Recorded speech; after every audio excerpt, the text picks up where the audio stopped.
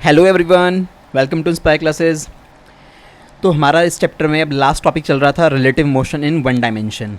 Relative motion के बारे में जो बहुत छोटी मोटी चीज़ें होती हैं उसका बेसिक कॉन्सेप्ट मैंने लास्ट क्लास में आपको कराया था, और बहुत इजी वाले जो क्वेश्चंस थे सिंपल से तो वो मैंने आपको करा दिए थे, सो दैट आपको रिलेटिव मोशन के कॉन्सेप्ट में काफ़ी अंडरस्टैंडिंग डेवलप हो जाए। आज इस पार्ट नंबर 12 के अंदर हम लोग कुछ इंपॉर्टेंट क्वेश्चंस करेंगे, वो जो आपकी एनसीईआरटी में हैं। ध्यान रखना, जो आज क्वेश्चन कराऊंगा वो सारे क्वेश्चंस में से ऑलमोस्ट आप मान के चलिए कि ज़्यादातर जितने भी क्वेश्चंस हैं वे आपके एग्जाम्स में पूछे गए हैं, स्कूल्स में मल्टीपल टाइम्स वो क्वेश्चन रिपीट हुए हैं। तो आज की क्लास वाले सारे क्वेश्चन बड़े इंपॉर्टेंट होने वाले हैं, तो थोड़ा ध्यान से समझना, ठीक है। इसके बाद एक पार्ट और आएगा लास्ट में, तो उसमें और जो इंपॉर्टेंट क्वेश्चन है रिलेटिव वेलोसिटी के उनको भी मैं कवर कराऊंगा। चलो, तो देखो एनसीईआरटी का एग्जाम्पल में अगर खोलोगे तो ये वाला तुम्हें क्वेश्चन वहाँ पे नजर आएगा रिलेटिव वेलोसिटी के ऊपर बेस्ड। यहाँ पे उसने क्या बोला है, 2 parallel rail tracks run north south. North south direction में 2 पैरेलल रेल ट्रैक है ना, यानी एक ट्रैक है उसके पैरेलल में दूसरा ट्रैक है। Train A moves north with a speed of 54 kilometre per our. Train A north की तरफ जाती है 54 किलोमीटर पर आवर की स्पीड से। मैंने यहाँ पे बना दिया, यहाँ साउथ बना दिया, यहाँ पे नॉर्थ बना दिया, ठीक है। तो ये साउथ है, ये नॉर्थ है। नॉर्थ की तरफ ट्रेन ए जा रही है मेरे पास 54 किलोमीटर पर आवर की स्पीड से। जब आप 54 किलोमीटर पर आवर को 5/18 से मल्टीप्लाई करोगे तो मीटर पर सेकंड में चेंज हो जाएगा। तो याद रखना, सॉल्व करके देख लेना कि 54 को 5/18 से जब मैं मल्टीप्लाई करूंगा और सॉल्व करूंगा, I will get the value of 15 metre per second. तो मीटर पर सेकंड में कन्वर्ट हम लोगों ने यहाँ पे से कर लिया, डन। ये नॉर्थ की तरफ जा रही थी। दूसरी ट्रेन बी है वो साउथ की तरफ जा रही है, कितनी स्पीड से, 90 किलोमीटर पर आवर की स्पीड से। तो मैंने इसको भी कन्वर्ट कर लिया, तो ये 25 मीटर पर सेकंड हो गई। पैरेलल ट्रैक पे हैं, एक ही ट्रैक पे नहीं है, नहीं तो टक्कर हो जाएगी भाई दोनों की। ये किसी दूसरे ट्रैक पे जा रही है, किसी दूसरे ट्रैक पे जा रही है। तो यहाँ पे ये वाली ट्रेन ए नॉर्थ की तरफ चल रही है और बी की स्पीड थोड़ी सी ज़्यादा है, वो साउथ की तरफ जा रही है, ठीक है। समझ में आ गई सिचुएशन। पूछा क्या है आपसे, What is the velocity of B with respect to A? आपको ट्रेन B की वेलोसिटी फाइंड आउट करनी है A के रेस्पेक्ट में। तो वर्चुअली कैसे करेंगे, देखो नॉर्मली दोनों ट्रेन अपोजिट डायरेक्शन में हैं, तो ऑब्वियस सी बात है वेलोसिटी ऐड होनी है, इतना में समझ में आ गया। क्योंकि हमें B की वेलोसिटी निकालनी है A के रेस्पेक्ट में, तो मैं मन में क्या करूँगा, A को यहाँ पे रेस्ट में ले आऊँगा। A को रेस्ट में लेके आने का मतलब कि इसकी डायरेक्शन में एक ऐसा वेक्टर इधर को और मान लूँगा। भाई VA इस डायरेक्शन में है नॉर्थ की तरफ, तो मैंने साउथ की तरफ एक वेक्टर और मान लिया। ऐसा ही एक वेक्टर मैं इस डायरेक्शन में भी लिखूंगा। तो अब देख लो, इसकी वेलोसिटी 0 हो जाएगी और यहाँ पे दोनों वेक्टर क्या हो जाएंगे, ऐड हो जाएंगे। आपको ट्रिक समझाई थी और वैसे भी तुम्हें याद होनी चाहिए, अपोजिट डायरेक्शन में चीज़ें चल रही हैं। तो B की वेलोसिटी A के रेस्पेक्ट में कैलकुलेट करनी है, तो मैं इसको करा देता हूँ साइड में। तो A वाला part, velocity of B with respect to A, ठीक है भाई। क्या करूंगा, आपके पास ऑप्शन है तो पूरा फार्मूला लगा लो, अदरवाइज दोनों को डायरेक्टली ऐड कर दो। ऐड कर लो डायरेक्टली दोनों को उठा के, 15 + 25। अब पॉजिटिव डायरेक्शन में जानी है ना दोनों, तो कितना हो जाएगा ये दोनों, 40 मीटर पर सेकेंड हमारे पास वेलोसिटी आ जाएगी। यानी B की वेलोसिटी A के रेफरेंस फ्रेम से, यानी A वाले से अगर पूछा जाएगा तो A वाला क्या बोलेगा कि जो B वाला बंदा है ये 40 मीटर पर सेकंड की स्पीड से जा रहा है, किस डायरेक्शन में, साउथ की तरफ। तो आप ऐसे सॉल्व कर सकते हो, कोई दिक्कत नहीं है, ठीक है। चलिए, इसके बाद अच्छा इसमें एक बात और है कि यहाँ पे हम लोगों को ना 40 मीटर पर सेकंड आ गई B की वेलोसिटी A के रेस्पेक्ट में। यहाँ पे आपको डायरेक्शन खुद से लिखनी पड़ेगी। डायरेक्शन कैसे लिखोगे, B वाला कहाँ की तरफ जा रहा है, B वाला साउथ की तरफ जा रहा है। तो जो ये वेलोसिटी आई है किस डायरेक्शन में आई है, ये है टूवर्ड्स साउथ, ठीक है। ये लिख देना ज़्यादा बेटर होता है। नेक्स्ट में क्या पूछा है, velocity of ground with respect to B। अब ग्राउंड के रेस्पेक्ट में B की वेलोसिटी कितनी होगी, ये कैलकुलेट करना है। तो ये तो बहुत आसान सा है। देखो आपने जो ये B की वेलोसिटी लिखी है ना 25 मीटर पर सेकेंड, या A की जो वेलोसिटी लिखी है 15 मीटर पर सेकेंड, ये दोनों की दोनों वेलोसिटी बाय डिफॉल्ट ग्राउंड के रेस्पेक्ट में ही है, ठीक है भाई। VA यहाँ पे कुछ लिखा हुआ नहीं है, तो उसका मतलब VA velocity of A with respect to ground. यहाँ पे VB और कुछ लिखा हुआ नहीं है, यानी velocity of B with respect to ground. तो ये ऑलरेडी ग्राउंड के रेस्पेक्ट में है। अब हमें ग्राउंड की वेलोसिटी निकालनी है B के रेस्पेक्ट में, तो कोई दिक्कत वाली बात नहीं है। देखो इसको कैसे करेंगे, वेलोसिटी ऑफ ग्राउंड किसके रेस्पेक्ट में, विद रेस्पेक्ट टू B, तो is equal to negative of velocity of B with respect to ground. एक ही तो बात है। यहाँ पे जब आपने इन दोनों को रिवर्स किया तो आपको पता है साइन चेंज हो जाता है ऑलरेडी। तो वेलोसिटी ग्राउंड की B के रेस्पेक्ट में निकालनी है, तो कैसे निकालेंगे, velocity of B with respect to ground का रिवर्स कर दो अब मुझे बताओ ज़रा कितनी वेलोसिटी है बी की ग्राउंड के रेस्पेक्ट में। सर यही वाली वैल्यू तो है, तो कितना आ जाएगा 25 मीटर पर सेकेंड। जो नेगेटिव साइन आया है या तो यहीं पे छोड़ दो, अदरवाइज इसको थ्योरी में क्या लिखोगे कि थ्योरी में ये लिखेंगे कि बी वाला जो बंदा है वो किस डायरेक्शन में जा रहा है, वो साउथ की तरफ जा रहा है। तो ग्राउंड उसको कहाँ की तरफ जाते हुए फील होगा, ग्राउंड उसको पीछे की तरफ नॉर्थ की तरफ जाते हुए फील होगा। आपने देखा भी होगा, कभी ध्यान से देखना कि आप बस में गाड़ी में जा रहे हो तो ऐसा फील होता है कि जैसे रोड पीछे की तरफ भाग रही हो आपसे, यानी जिस भी डायरेक्शन में आप जा रहे हो आपको ऐसा लगता है कि रोड उसके पीछे की तरफ भाग रही है, जबकि रियलिटी क्या है कि आपको वो रोड पीछे भागती हुई इसलिए नजर आ रही है क्योंकि तुम आगे की तरफ जा रहे हो, है ना। तो रोड तो कांस्टेंट स्पीड से है, मतलब कांस्टेंट है, वो तो 0 स्पीड पे है, बट आपको फील क्यों होती है पीछे की तरफ भागती हुई, क्योंकि तुम आगे जा रहे हो इसलिए तुम्हें रोड नजर आती है पीछे की तरफ भागती हुई। तो ये 25 मीटर पर सेकंड कहाँ की तरफ आ गई, बी के अपोजिट डायरेक्शन में। तो ये कैसी डायरेक्शन है, opposite to direction of B. तो ग्राउंड की वेलोसिटी हम लोगों ने निकाल ली आराम से, कोई दिक्कत वाली बात नहीं है, डन। तो इतना काम हमारे पास हो गया। अब क्या बोला है पार्ट नंबर सी में, velocity of A monkey running on the roof of the train A against it's motion. अब ट्रेन ए के ऊपर एक मंकी इसके अपोजिट डायरेक्शन में मूव कर रहा है, यानी ट्रेन ए नॉर्थ की तरफ जा रही है और मंकी कहाँ की तरफ जा रहा है, साउथ की तरफ जा रहा है। तो velocity of monkey with respect to train A, कितनी वेलोसिटी दे रखी है, ये 18 किलोमीटर पर आवर दे रखी है। ये वेलोसिटी उस मंकी की है ट्रेन ए के रेस्पेक्ट में, यानी ये इस VMA की वैल्यू है 18 किलोमीटर पर आवर। ठीक है बच्चों, चलो हमसे पूछा क्या है, हमसे पूछा है कि आपको फाइंड करना है वेलोसिटी ऑफ मंकी, उस मंकी की velocity as observed by a man standing on the ground, ground के रेस्पेक्ट में निकालनी है इसकी, आराम से निकाल लो। देखो सी वाले पार्ट में velocity of monkey with respect to A, ठीक है, इसको लिख लो ना थ्योरी में अपना, आप थ्योरी में वर्ड्स लिख लेना कि velocity of monkey with respect to train A is equal to velocity of monkey with respect to ground minus velocity of train A with respect to ground. ठीक है, तो अब यहाँ पे आप डायरेक्शन को देख के काम करोगे प्रॉपर्ली। तो velocity of monkey with respect to ground calculate करनी है, ये तो तुमसे पूछ रहा है स्टेशनरी ऑब्जर्वर की कंपैरिजन में। और ये वाली वेलोसिटी है कितनी, मंकी की ए के रेस्पेक्ट में कितनी दे रखी है, 18 kilometre per our. Metre per second में ये 5 मीटर पर सेकंड आएगी, और डायरेक्शन अपोजिट है तो माइनस में लेके चलोगे तो -5 मीटर पर सेकंड वैल्यू आएगी, ध्यान रखना। ठीक है, नेगेटिव डायरेक्शन। माइनस ट्रेन ए की बात करूं तो ट्रेन ए की वेलोसिटी कितनी थी, ट्रेन ए की वेलोसिटी 15 मीटर पर सेकंड थी पॉजिटिव डायरेक्शन में, तो ये तो +15 ही आ जाएगा, कोई दिक्कत वाली बात नहीं है। तो यहाँ से जब आपने सॉल्व करके निकाला velocity of monkey with respect to ground ही तो आएगी ये बाय डिफॉल्ट, तो उसको यहाँ पे रखोगे तो माइनस का 15 वहाँ जाके प्लस का हो जाएगा, तो माइनस का 5 प्लस का 15, तो velocity of monkey with respect to ground would be +10 metre per second. +10 होने का मतलब क्या है कि ग्राउंड वाले बंदे को, जो ग्राउंड पे खड़ा हुआ यहाँ पे कोई ऑब्जर्वर इसको देख रहा होगा मंकी को, तो वो क्या बोलेगा कि मंकी 10 मीटर पर सेकंड की स्पीड से नॉर्थ की तरफ जा रहा है। उसको ऐसा क्यों फील होगा, क्योंकि देखो ट्रेन की स्पीड ज़्यादा है ना मंकी की स्पीड की कंपैरिजन में। मंकी की तो 5 आएगी वैल्यू, सॉल्व करोगे तो उसको यहाँ 15 आ रहा है, तो 15 में से 5 माइनस हो गए, नेट स्पीड इधर की डायरेक्शन में फील हुई नॉर्थ की तरफ। तो ग्राउंड पे खड़े हुए बंदे को फील होगा कि ये मंकी जो है 10 मीटर पर सेकेंड की स्पीड से नॉर्थ की तरफ जा रहा है। Therefore with respect to ground, तो ग्राउंड के रेस्पेक्ट में हम बात करें, the monkey is going towards north.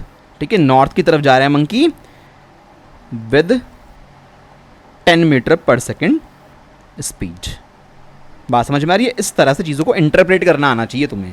तो मंकी 10 मीटर पर सेकंड की स्पीड जा रहा है, ओरली पता लग गया ना, 15 से ट्रेन यूँ जा रही है, 5 से मंकी इधर जा रहा है, तो 15 में से 5 माइनस करोगे तो 10 मीटर पर सेकंड की स्पीड नेट मंकी के बाहर की तरफ आएगी ना, नॉर्थ की तरफ। तो ग्राउंड पे खड़ा हुआ बंदा ये बोलेगा कि ये मंकी किधर की तरफ शिफ्ट हो रहा है, ये नॉर्थ की तरफ शिफ्ट हो रहा है। साफ साफ समझ में आएगी वो बात, क्योंकि ट्रेन की स्पीड ज़्यादा है यहाँ पे। तो बड़ा अच्छा सा क्वेश्चन था, हम लोगों ने तीनों पार्ट इसके कवर कर लिया, आपका NCERT के ऊपर बेस्ड क्वेश्चन था।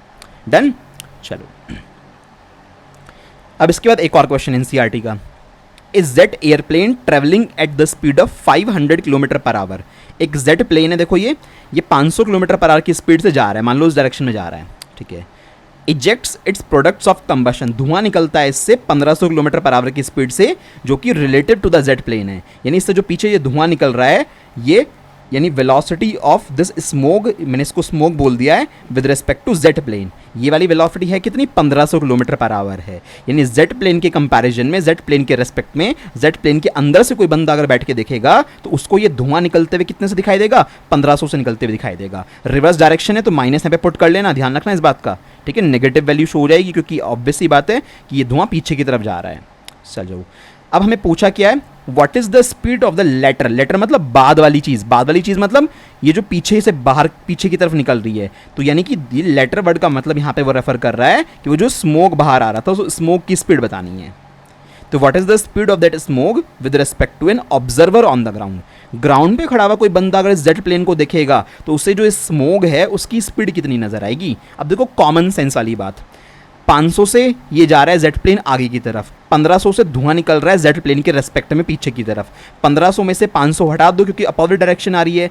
1000 मीटर पर सेकंड किधर की तरफ बचेगा, इधर की तरफ बचेगा। तो उसका मतलब ग्राउंड पे खड़े हुए बंदे को जो नजर आएगा वो 1000 मीटर पर सेकंड से नजर आएगा, धुआं इधर की तरफ निकलता हुआ। कोई पेन पेपर पे कुछ नहीं करना, डायरेक्ट आंसर आ गया है ना। ओरली तो निकाल ही सकते हो आराम से, भाई 500 से ये इधर जा रहा है, 1500 से धुआं निकल के इधर जा रहा है, तो 500 1500 अपोजिट डायरेक्शन है, माइनस कर दिया, 1000 बचा, नेट किधर की तरफ, इधर की तरफ। तो इसका मतलब धुआं 1000 मीटर पर सेकंड से उसको लेफ्ट साइड में जाता हुआ नजर आएगा। अब फॉर्मूले से करना तो भैया फॉर्मूले से कर लो फाइनली। तो velocity of smoke with respect to jet plane is equal to, दो पार्ट में तोड़ा, जेट प्लेन के रिस्पेक्ट में निकाल रहा हूँ तो एस वाले में से जे वाले को माइनस कर दिया, ठीक है। बाय डिफॉल्ट ये दोनों वेलोसिटी कौन सी होंगी, ग्राउंड के रिस्पेक्ट में, यानी ये स्मोक की वेलोसिटी है ग्राउंड के रिस्पेक्ट में और ये जेट प्लेन की वेलोसिटी है ग्राउंड के रिस्पेक्ट में। स्मोक जेट प्लेन के रेस्पेक्ट में निकल रहा था 1500 से पीछे की तरफ, माइनस 1500 लिख दिया। मुझे स्मोक की स्पीड, स्मोक की वेलोसिटी ग्राउंड के रेस्पेक्ट में पता ही नहीं, ये पूछा है मुझसे। जेट प्लेन की कितनी है, इधर की तरफ है प्लस 500, सॉल्व करा, आपकी वेलोसिटी आ गई स्मोक की माइनस 1000 किलोमीटर पर आवर। यानी वेलोसिटी ऑफ स्मोक, स्मोक मतलब जो धुआं बाहर निकल रहा था उसके फ्यूल के जलने से, ग्राउंड के रेस्पेक्ट में कितनी होगी, 1000 kilometre per our left side में, यानी उसको इधर की तरफ धुआं निकलता हुआ दिखाई देगा 1000 से। डन। बहुत आसान सा क्वेश्चन है और पूछा गया है एग्जाम्स में काफ़ी बार। आई होप कि मैंने क्लैरिटी कराने की कोशिश की है तुम्हें इस क्वेश्चन में। डन। चलो अगला क्वेश्चन, ये भी इंपॉर्टेंट है भाई। A police van moving on a highway with a speed of 30 kilometre per hour. एक पुलिस की गाड़ी हाईवे पे, ये वेलोसिटी ऑफ पुलिस वैन है, ये 30 किलोमीटर पर आवर थी, तो हाईवे पे जा रही थी गाड़ी। 30 किलोमीटर पर आवर को 5/18 से मल्टीप्लाई करोगे तो 25/3 मीटर पर सेकेंड आ जाएगा। कैलकुलेशन हमेशा मीटर पर सेकंड में चेंज कर लेना। यहाँ से बुलेट इसने फायर की एट अ थीफ कार, चोर की कार पे, speeding away in the same direction, जो कार यानी चोर की कार उसी डायरेक्शन में जा रही थी 192 किलोमीटर पर आवर की स्पीड से। भैया तो बहुत तेज स्पीड से जा रहा है। तो थीफ की कार मैंने आगे बना दी, तो velocity of thief car, T stands for thief, 192, solve करोगे 5/18 से मल्टीप्लाई करके तो 160/3 मीटर पर सेकेंड आएगी। ये भी कन्वर्ट कर ली। अब यहाँ से एक बुलेट फायर की जाती है चोर की कार की तरफ। बुलेट की जो स्पीड है, देखना पढ़ना आगे, इफ द मजल स्पीड ऑफ द बुलेट, मजल स्पीड ऑफ द बुलेट का मतलब ये है कि कितनी स्पीड से वो बुलेट उस गन को छोड़ती है। गन के अंदर से बुलेट निकलेगी ना, तो गन का जो आगे की वो ट्यूब जैसे स्ट्रक्चर होती है जिसमें से बुलेट बाहर निकलती है, उसको मजल बोलते हैं। तो मजल स्पीड ऑफ गन बुलेट का मतलब कि बुलेट ने कितनी स्पीड से गन को छोड़ा है, यानी गन से कितनी स्पीड से बुलेट बाहर निकली है। 150 मीटर पर सेकेंड है, ठीक है। With what speed does the bullet hit the thief car. अब 150 से निकली तो थी, बट देखो चलती हुई गाड़ी से निकली है। चलती हुई गाड़ी में पुलिस वाला बैठा होगा, उसने फायर किया और फायर करने पे 150 मीटर पर सेकंड की स्पीड से बंदूक को छोड़ा है गोली ने। तो साथ में इस गाड़ी की स्पीड भी तो ऐड हो जाएगी, गाड़ी भी तो उस डायरेक्शन में चल रही थी ना। कॉमन सेंस वाली बात सोचो। तो अगर गाड़ी की स्पीड कितनी है, 25/3 है, लगभग ऐसी कैलकुलेट कर लो रफली, 3 8 जा 24, 8 मीटर पर सेकंड के आसपास मान लो। तो 8 मीटर पर सेकंड से तो गाड़ी जा रही थी, 150 से बुलेट बाहर निकली आपकी गन से, तो 150 + 8 यानी लगभग 158 मीटर पर सेकंड की स्पीड से ये बुलेट आगे बढ़ेगी। तो क्या उसी स्पीड से टकरा जाएगी थीफ की कार से? तो ऑब्वियस सी बात है नहीं। क्यों? क्योंकि थीफ रुका हुआ थोड़ी ना है। रुका हुआ है, मान लिया, सपोज तुमने मान लिया थीफ रुका हुआ है और उस सिचुएशन में ये बुलेट आगे की तरफ जा रही है, मैं ग्रेविटी वगैरह सब कुछ नेग्लेक्ट कर दूं, तो तब जाके कह सकते हो कि अगर ये 158 से चली तो 158 से टकराएगी। बट यहाँ तो रियलिटी क्या है भैया, चोर रुका हुआ थोड़ी ना है, चोर तो चल रहा है, चोर की गाड़ी तो आगे की तरफ भाग रही है, तो इसका मतलब बुलेट को टाइम के साथ साथ ज़्यादा डिस्टेंस ट्रेवल करनी पड़ेगी। समझ में आ रही है ना बात भाई, जितनी डिस्टेंस ये फिलहाल नजर आ रही है क्या इतनी डिस्टेंस ट्रेवल करेगी ये? नहीं ना, चोर की गाड़ी तो बहुत फास्ट स्पीड से भाग रही है, तो बुलेट को ज़्यादा डिस्टेंस ट्रेवल करनी पड़ेगी, और जैसे जैसे डिस्टेंस बढ़ती जाएगी इसकी स्पीड कम होती जाएगी। मतलब ये बुलेट 158 मीटर पर सेकंड की स्पीड से नहीं टकरा पाएगी।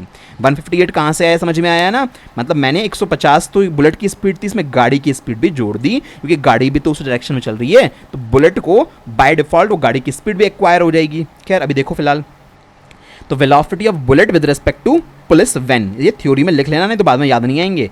Velocity of bullet with respect to police van, police की गाड़ी 150 मीटर पर सेकंड है, ये इसमें दे रखा है। मैंने इसको दो पार्ट में तोड़ दिया, velocity of bullet with respect to ground, velocity of police van with respect to ground, ये ग्राउंड के रिस्पेक्ट में होंगी बाय डिफॉल्ट, है ना, इक्वल टू 150 चल रहा है। Velocity of bullet with respect to ground नहीं पता, पुलिस वाली गाड़ी की पता है ग्राउंड के रेस्पेक्ट में कितनी है, 25/3। सॉल्व करा तो वेलोसिटी मेरे पास बुलेट की आ गई ग्राउंड के रेस्पेक्ट में ये 475/3, यानी ये 158 पॉइंट समथिंग आएगी, है ना। तो यानी ग्राउंड के रेस्पेक्ट में ये जो बुलेट चलेगी ये इतनी वेलोसिटी से चलेगी। क्या ये इतनी वेलोसिटी से टकराएगी? तो आंसर है नहीं। तो मुझे क्या करना पड़ेगा, मुझे वेलोसिटी बुलेट की अब निकालनी पड़ेगी चोर की कार के रेस्पेक्ट में, क्योंकि चोर की कार से टकरानी है ना ये। देखो velocity of bullet with respect to thief car, तो velocity of bullet with respect to thief car दोनों को माइनस करनी है। ऑब्वियस सी बात है, ये आपने पढ़ रखा है कि जिसके रेफरेंस फ्रेम से बात करते हैं उसको माइनस करते हैं। तो बुलेट की वेलोसिटी ग्राउंड के रेस्पेक्ट में निकाल ली थी, यहाँ यही गलती होती है, बच्चे अक्सर इस क्वेश्चन को सीधा यहाँ से स्टार्ट करते हैं। वो कहते हैं अच्छा वेलोसिटी ऑफ बुलेट दे रखी है 150 मीटर पर सेकंड, भाई आपने 150 कैसे रख दी, आप 150 में वो 25/3 भी तो जोड़ोगे गाड़ी की स्पीड, तो ये गलती होती है। तो पहले मैंने इसको सॉल्व करवा के ये निकलवा दिया तुमसे।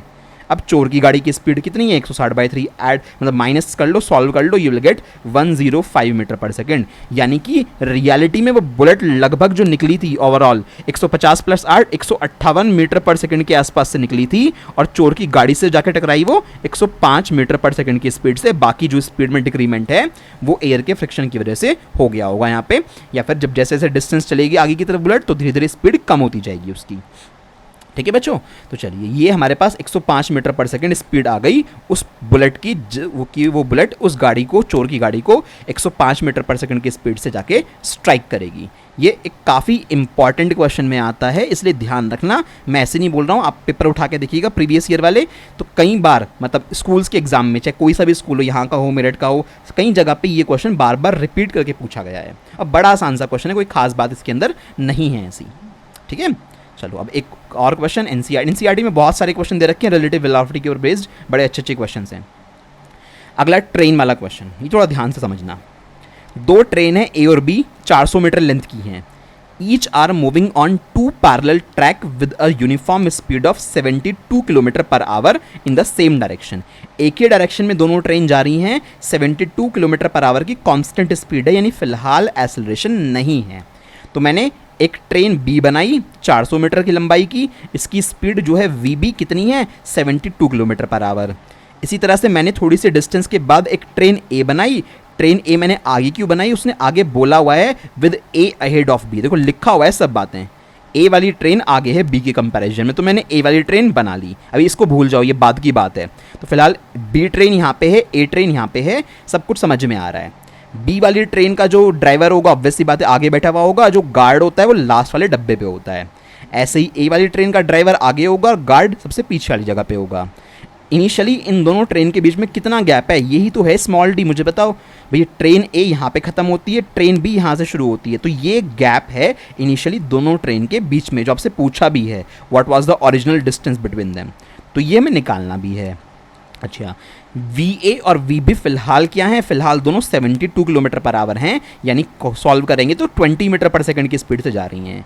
अगर ये दोनों ट्रेनें इसी स्पीड से चलती रही तो कभी भी ये एक दूसरे को ओवरटेक नहीं कर पाएंगी। ऑब्वियस सी बात है भाई, ये डी डिस्टेंस का जो गैप है ये हमेशा मेंटेन रहेगा, कांस्टेंट ही तो रहेगा, क्योंकि दोनों की स्पीड बराबर है। हर 1 घंटे के बाद वो 72 किलोमीटर आगे चली जाएगी, ये भी 72 किलोमीटर आगे चली जाएगी, ये डिस्टेंस तो कभी भी कवर नहीं हो पाएगा ना। तो अगर बी वाली ट्रेन का ड्राइवर चाहता है इस ए ट्रेन को ओवरटेक करना, तो उसे क्या करना पड़ेगा, उसे अपनी गाड़ी में एक्सेलरेशन प्रोड्यूस करना पड़ेगा। तो देखो यही उसने बोला है। यहाँ तक की कहानी समझ में, डायग्राम्स बड़े इंपॉर्टेंट है, डायग्राम समझ में आते हैं तो क्वेश्चन होंगे, नहीं तो नहीं होंगे। The driver of B decides to overtake A, B वाले ट्रेन के ड्राइवर के मन में आया कि ए को ओवरटेक करते हैं। उसने एक्सेलरेशन शुरू कर दिया 1 मीटर पर सेकंड स्क्वायर से, मैंने लिखा भी यहाँ पे। तो एक्सेलरेशन उसने दिया, यानी एक्सेलेटर पे पैर रखा, 1 मीटर पर सेकंड स्क्वायर के एक्सेलरेशन उसने शुरू कर दिया। 50 सेकंड के बाद जब देखा गया, यानी टाइम कितना बीत गया इस पूरी जर्नी में, 50 सेकंड का टाइम बीत गया।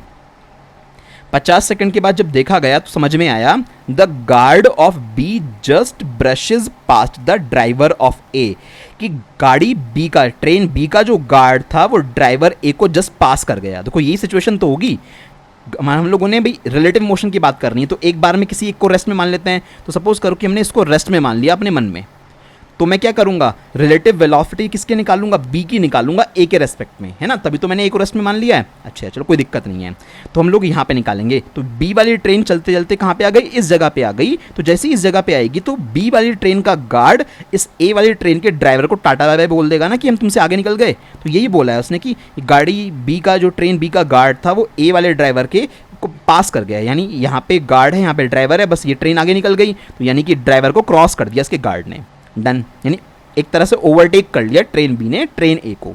तो ओरिजिनल डिस्टेंस पूछी है।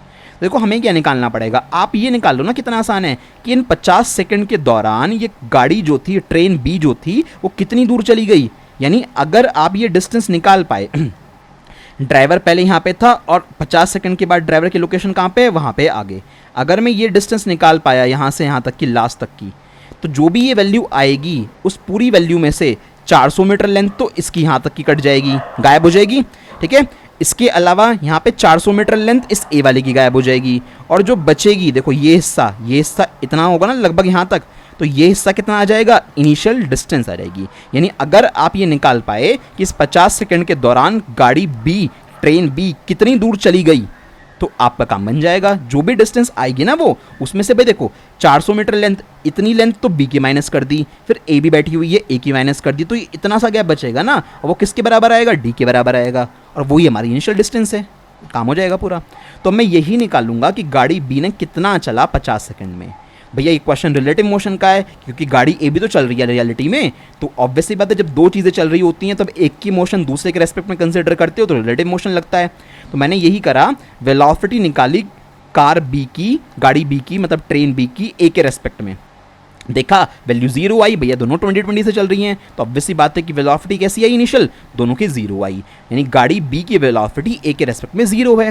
एक्सेलरेशन निकाल लेते हैं, सारे पैरामीटर में बी के निकालूंगा ना ए के रेस्पेक्ट में, क्योंकि मैं ए को रेस्ट में मान के चल रहा हूँ। चलो तो acceleration of B with respect to A निकाला, A B A, acceleration of B with respect to A, तो बी वाले में से ए वाले को माइनस करेंगे, बी वाले ने 1 का एक्सेलरेशन दिया था, ए वाले का तो एक्सेलरेशन था ही नहीं कुछ भी, तो कांस्टेंट स्पीड से चल रहा था, तो 1 मीटर पर सेकंड स्क्वायर आ गया। तो फाइनली डिस्टेंस निकाल ली मैंने, डिस्टेंस किसकी, travelled by train A, sorry travelled by train B, कि बी वाली ट्रेन ने कितनी डिस्टेंस ट्रेवल करी ए के रेस्पेक्ट में, ठीक है। ये रिलेटिव डिस्टेंस आएगी, ध्यान रखिएगा, रियलिटी में ट्रेन ए भी चल रही है, अगर ट्रेन ए भी चल रही है स्टिल आप कैलकुलेट कर रहे हो तो रिलेटिव डिस्टेंस की बात होती है, तो डिस्टेंस रिलेटिव आएगी, ट्रेन बी ने ए के रेस्पेक्ट में कितना ट्रेवल किया 50 सेकंड में, तो मैंने इक्वेशन ऑफ मोशन लगा दी यहाँ पे, तो S is equal to U T plus half A T square, सारी डिस्टेंस भी देखो, डिस्टेंस भी बी ट्रेन की है ए के रेस्पेक्ट में, वेलोसिटी भी ट्रेन बी की है ए के रेस्पेक्ट में, एक्सेलरेशन भी ट्रेन बी का है ए के रेस्पेक्ट में। अब वेलोसिटी इनिशियल 0 थी तो ये वाला पार्ट तो 0 हो गया, प्लस हाफ, एक्सेलरेशन कितना है 1, टी स्क्वायर 50 सेकंड का टाइम है, सॉल्व करा 1250 मीटर डिस्टेंस आ गई, यानी बी वाली ट्रेन ने ए के रेस्पेक्ट में 1250 मीटर चला, यानी बी वाली ट्रेन का ड्राइवर 50 सेकंड में 1250 मीटर चल के यहाँ पे आ गया होगा, तो ये टोटल डिस्टेंस 1250 है। तो अब इसमें से 400 मीटर ये वाली माइनस कर दो, 400 मीटर ये वाली माइनस कर दो, तो ये तो बचेगी, तो ये कितनी आ जाएगी हमारे पास, 1250 में से 400 दो बार माइनस कर दिया, तो 450 मीटर इनिशियल डिस्टेंस आएगी, ध्यान रखना। एनसीईआरटी में इसका आंसर रॉन्ग दे रखा है, एनसीईआरटी वालों ने पता नहीं क्या सोच के आंसर यहीं पे छोड़ रखा है, जबकि ये इनिशियल डिस्टेंस थोड़ी ना है दोनों के बीच में, इनिशियल डिस्टेंस ट्रेनों के बीच में क्या मानी जाएगी, ट्रेनों के बीच में ये जो डिस्टेंस होती है, यानी ट्रेन ए जहाँ खत्म होती है और ट्रेन बी जहाँ शुरू होती है, ये डिस्टेंस डी ही तो मानी जाएगी, तो ये डी रियलिटी रियलिटी में कितना आएगा, 1250 वाले डिस्टेंस में से ये 400 माइनस करने पड़ेंगे, सो दैट हमारे पास इतना गैप बचे, ये वाला है ना, ये गैप कितना आएगा, 400 मीटर का गैप, आपके पास 450 मीटर का गैप आएगा। डन। तो ये बड़ा इंपॉर्टेंट क्वेश्चन था, थोड़ा ट्रिकी क्वेश्चन में, इसमें बच्चे अक्सर उलझ जाते हैं। डायग्राम बहुत अच्छे से अज्यूम करना। यहाँ पे एक पर्टिकुलर ट्रेन को रेस्ट में मान लिया, सिर्फ एक को चलाया, तो एक को चलाने से फ़ायदा क्या हुआ यहाँ पे कि हम लोगों ने गाड़ी बी यानी ट्रेन बी की रिलेटिव वेलोसिटी, ट्रेन बी के ही हमने एक्सेलरेशन लिया, ट्रेन बी की हमने डिस्टेंस निकाली ए के रेस्पेक्ट में। ए के रेस्पेक्ट में निकालने का मतलब बाय डिफॉल्ट वही है कि भैया आप लोग उसको रेस्ट में मान के चल रहे हो। ये बात तो बहुत अच्छे से समझा चुका हूँ ना पहले भी कि भाई मेरे पास अगर यहाँ पे एक गाड़ी है वी ए स्पीड से जा रही है, दूसरी गाड़ी है मेरे पास ये वी बी स्पीड से जा रही है, और मैं ये कह रहा हूँ कि मैं वेलोसिटी निकाल रहा हूँ कि ए की बी के रेस्पेक्ट में, तो इसका मतलब मैंने बी को रेस्ट में तो मान लिया होगा। बी को रेस्ट में मानने का मतलब क्या है, एक वेक्टर मैंने इसका इस डायरेक्शन में माना होगा वी बी, तभी ये जीरो हो गया होगा। एक वेक्टर मैंने यहाँ पे माना होगा फिर वी बी, देख लो माइनस हुए नहीं हुए हैं, और यहाँ पे भी आप क्या लिखते, V A minus V B लिखते। तो बात समझ में आ रही है। तो जब भी एक पर्टिकुलर चीज़ की वेलोसिटी दूसरे के रेस्पेक्ट में निकाली जाती है तो बाय डिफॉल्ट दूसरे वाले को हम लोग रेस्ट में ट्रीट कर लेते हैं, जिससे हमारे क्वेश्चंस बड़े आसान हो जाते हैं और कॉन्सेप्चुअली बात वही की वही बनी रहती है। तो इस तरह से ये क्वेश्चन किया जाना था, तो इसको आप अच्छे से सॉल्व कर लेना। तो आज एनसीईआरटी के जो बड़े अच्छे क्वेश्चन रिलेटिव वेलोसिटी के ऊपर बेस्ड थे, शुरुआत में ही जानबूझ के नहीं कराए थे ना, अभी चैप्टर स्टार्ट होने से के बाद में कुछ 2-4 टॉपिक पढ़ाने के बाद उनको करा देता तो कुछ समझ नहीं आता, तो अब सारा कुछ इस चैप्टर के अंदर पढ़ लिया, तो अब आराम से तुम्हें ये वाले टॉपिक भी समझ में आ जाएंगे। अभी भी कुछ क्वेश्चन और बचे हुए हैं एनसीईआरटी के अंदर जो बड़े इंपॉर्टेंट है, रिलेटिव वेलोसिटी के ऊपर बेस्ड हैं, तो वो 3-4 क्वेश्चन जो हैं उसको नेक्स्ट क्लास में मैं कवर करा दूंगा। ठीक है भाई, चलो।